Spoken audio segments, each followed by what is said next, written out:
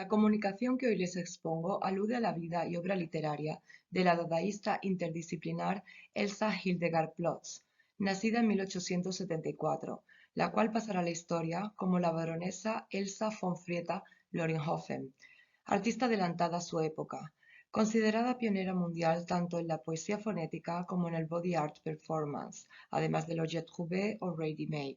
A pesar de ello, frecuentemente su figura y obra ha sido ignorada por la historia del arte, mencionada como simple acompañante o groupie excéntrica, hecho que ha cambiado después de las numerosas revisiones del dadaísmo. Resulta innegable cómo el dadaísmo minusvaloró el rol artístico tanto de Elsa al igual que de otras mujeres. Esta esteta y flaneur provocadora nace con el fin de siglo y la modernidad, empapándose por el ambiente artístico de preguerra en desacuerdo con los estándares tradicionales europeos, propicios para la experimentación artística. La baronesa tuvo una aguda conciencia de los grandes cambios socioeconómicos que ya habían acaecido y los que estaban por arribar. Sus apuestas estéticas estaban pensadas como estrategia política, la cual deviene como acto de resistencia y resiliencia. Ella asumirá lo grotesco, lo absurdo y lo no convencional como valor estético en cada una de sus acciones cotidianas, ya que la baronesa vestía, personaba y vivía Dada, fusionando las esferas de lo privado y lo público, generará una propuesta artística con su mismo cuerpo. Sus apariciones públicas serán su gesto más radical, pues se trataba de auténticas performances, las cuales serán su vida, o su manera de caminar por la vida. Durante los próximos minutos los dedicaremos en centrarnos en su vida-obra, la cual podría considerarse como todo un acto performativo, y en su producción literaria, de carácter antijerárquica e intimista, a la vez que contestataria, la cual pavimentó el camino de la poesía posmodernista, alterando no sólo cómo se escribe poesía, sino también cómo se lee poesía. Elsa Hildegard Plotz nace el 12 de julio de 1874 en Swinemunde, pequeña ciudad del por aquel entonces Imperio Alemán, hija de la pianista Ida Marie Kleist y de Adolf Plotz, masón practicante que abusaba física y psicológicamente de su esposa y sus 4 hijas. La tormentosa relación con su padre la trastornará y marcará. Al morir su madre, cuando Elsa tenía 19 años, decide huir del hogar parental y poder decir adiós al abuso y control ejercidos por su padre. Decide mudarse a Berlín con su tía materna. Ya en 1898 comenzó a reflexionar sobre las construcciones corporales establecidas y como antiburguesa declarada, se expresó a través de sus atuendos excéntricos, como señas de identidad para sí misma. Trabajó como bailarina erótica, modelo y prostituta. Por ello, contrajo sífilis y gonorrea, enfermedades que le fueron tratadas con mercurio. Durante este periodo se formó como actriz y artista. Viajó por gran parte de Europa.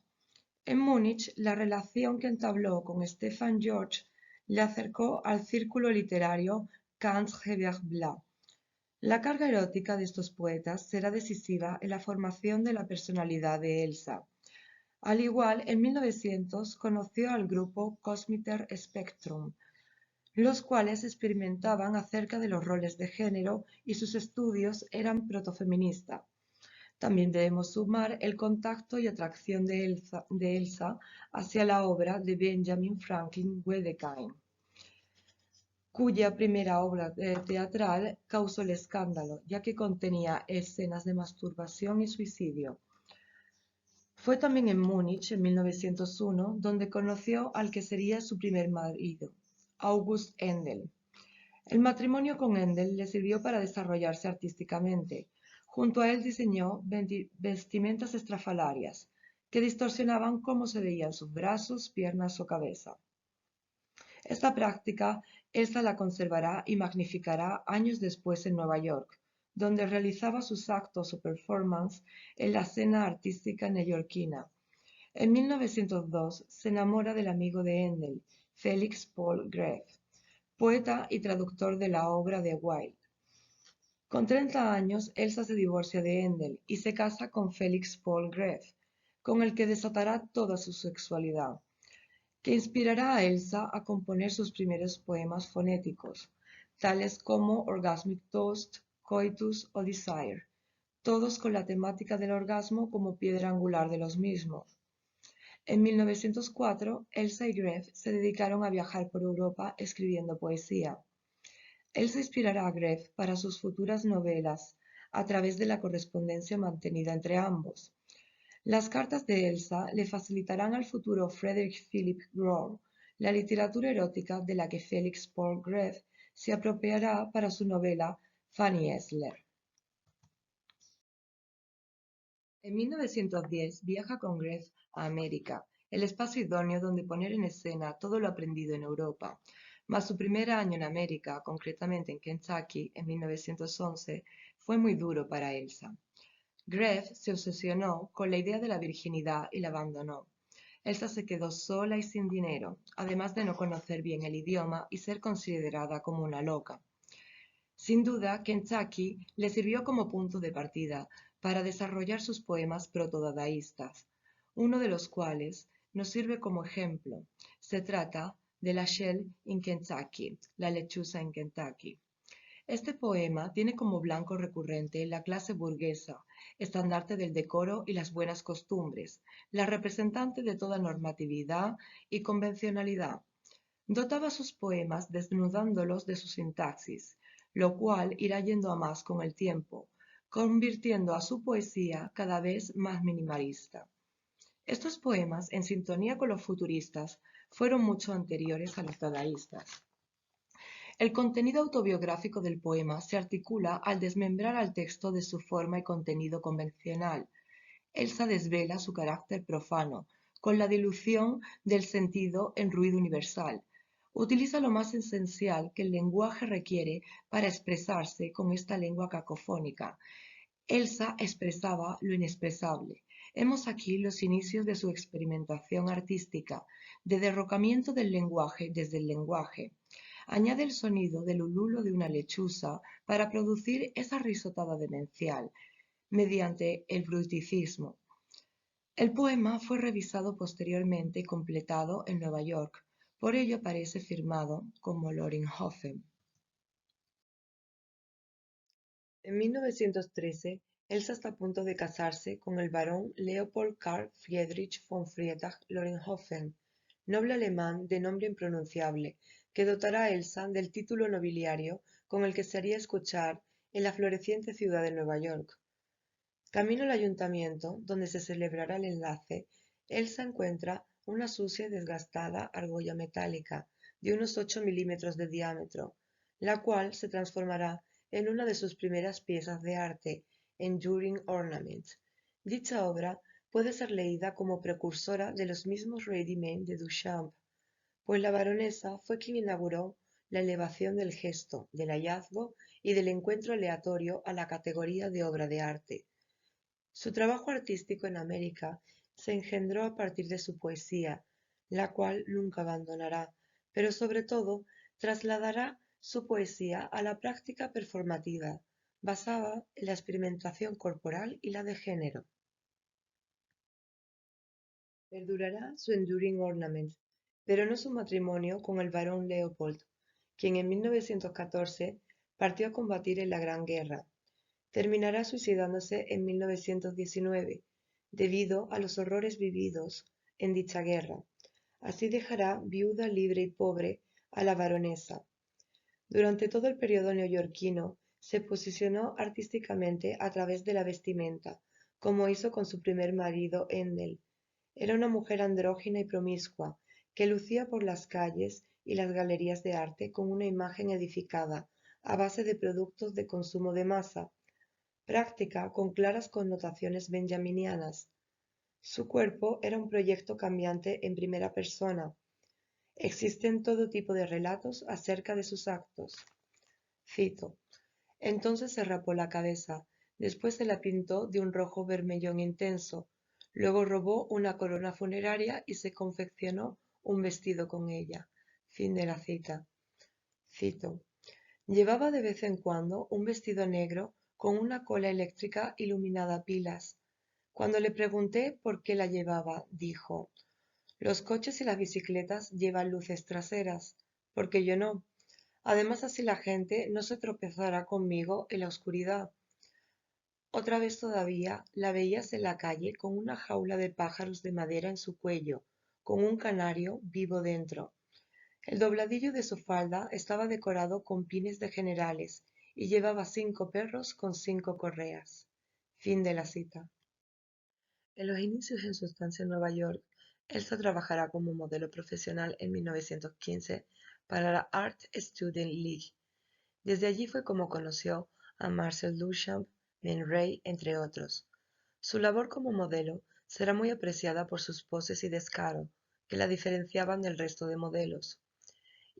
Influenciará innegablemente tanto a Marcel Duchamp, por el cual sus sentimientos eran conflictivos, al igual que a otros artistas, pues el dadaísmo estaba a punto de eclosionar y Elsa jugó un importante papel en el futuro círculo dadaísta. La innovatividad de Elsa bien puede ejemplificarse echando un rápido vistazo a un par de obras. En la figura 2 aparece un poema visual de la baronesa, una especie de autorretrato realizado en 1922, organizado en un sistema de 3 niveles, diseñado con formas geométricas. Una especie de célula de esperma se abre camino en el poema, realizando una espiral que conduce al ojo del lector hacia la primera línea, Life Spiral. Las líneas y palabras acaban en el área final denominada catedral, acabando de nuevo en espiral, como una perpetua emoción que siempre la aprisionó. La baronesa deja palabras abiertas a su naturaleza polisémica y las múltiples asociaciones producidas por la misma.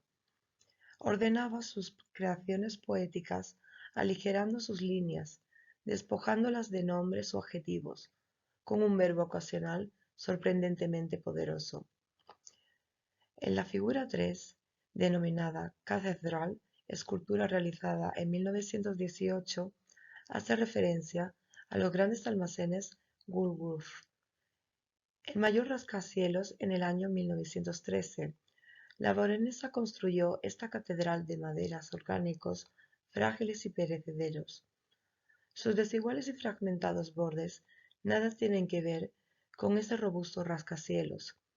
Para Elsa, la altura del edificio se equiparaba en su monstruosidad capitalista, desheroriza y contrapone al espíritu burgués de gran almacén con su escultura, poniendo el foco sobre la cultura de consumo y tratándola sardónicamente. Con el paso de los años, el círculo de Man Ray, Francis Picabia, Duchamp y demás pierde el interés por Elsa, habiendo hecho uso ya de varias de sus ideas.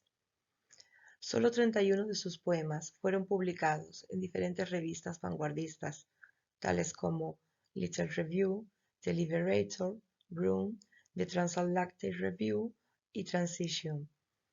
Su labor artística durante estos años la dedicó a Ready Made, o J'ai trouvé avant la lettre, Pre-arte, Povera Junk Art, Proto-Body Art Performance, poesía fonética, verso libre, pintura, collage, etc.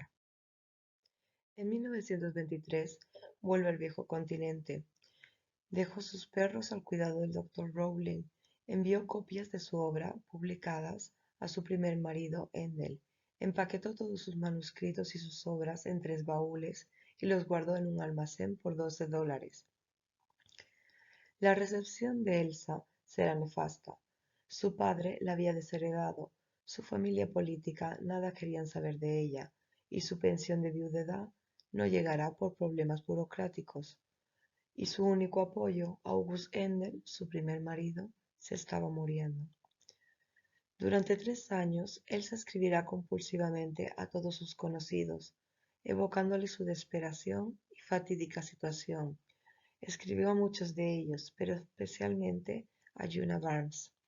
Cito: por miedo y por dolor me he dejado morir de hambre durante 3 días, mimado en miedo oscuro, Tengo que tener voz y no soy lo suficientemente valiente para sobrellevarlo sola. ¿Por qué debo aprender sabiduría y perecer por ello?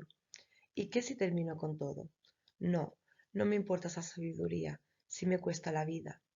Quise belleza, orgullo, felicidad. Oh, por favor, voy en círculos, porque no puedo dejar vagar mi imaginación alegremente. Peleo tan valiente como soy y como siempre fui, pero incluso los valientes caen en la guerra. Ni tan siquiera estoy trastornada, sino fragmentada, enmudecida por el miedo, recogiendo los pedazos de carne de mi corazón con su implacable ritmo día y noche, minuto a minuto. Debo sucumbir pronto. Hay algunos que necesitan estar desgastados para crear. Yo debo estar limpia. Estoy condenada. Tiemblo en todos mis miembros, dentro y fuera. Estoy enferma, muy. Lo siento, ¿cómo lo siento? No hay nada que pueda superar mi tortura, porque soy testigo consciente de mi propio desmembramiento. No puedo escapar de mi condición, a no ser al final en la muerte. Estoy a la deriva. Dios es tan lento conmigo. Fin de la cita. El 15 de diciembre de 1927, un amigo de Elsa encuentra el cadáver de ella junto a su inseparable perro Pinky, sin notas ni cartas, ni rastro del suicidio con el que fantaseaba vía postal. Había muerto asfixiada por el gas de su cocina, que quedó abierta durante toda la noche, en la habitación del hotel donde se hospedaba al sudoeste de París. La polifacética obra que dejó atrás por fin ha sido redescubierta y releída por la crítica feminista, pues el influjo de la baronesa en los principios de la corriente dadaísta fue crucial, por lo que valorar el trabajo de esta mujer, sumado al contexto sociohistórico del momento, el cual sufrió y vivió, nos aproxima al porqué o al leitmotiv de la performance. Por último, agradecer la atención recibida y sobre todo agradecer al Comité del Congreso la oportunidad de participar en él.